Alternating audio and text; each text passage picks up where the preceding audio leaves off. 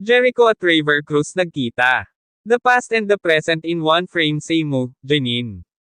Isang unexpected pero nakakagulat na moment ang naganap kamakailan nang magtagpo sa isang event sina Jericho Rosales at Raver Cruz. Alam ng maraming fans na ang dalawa ay may isang malaking koneksyon, pareho silang naging bahagi ng buhay ni Janine Gutierrez. Si Raver Cruz ay matagal ding naging boyfriend ni Janine bago sila tuluyang naghiwalay noong 2021. Ngayon naman, si Jericho Rosales ang rumored boyfriend ng aktres, na mas lalong nagpapatibay ng espekulasyon tungkol sa kanilang relasyon. Kaya naman, nang lumabas ang isang larawan na magkasama sina Jericho at Raver, maraming netizens ang napatanong. Ano kaya ang reaksyon ni Janine dito? The past meets the present. Sa viral na larawan, makikitang chill at mukhang walang awkwardness sa pagitan nina Jericho at Raver.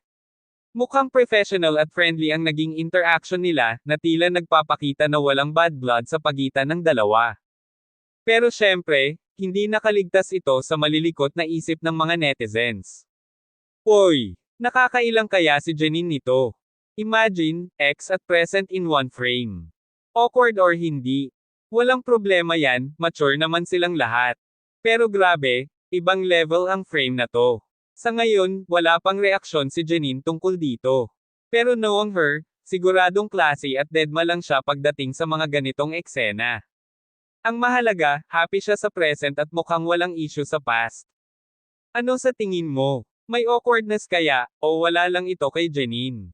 I-comment ang iyong opinion at huwag kalimutang i-like, share, at mag-subscribe para sa pinakabagong celebrity updates.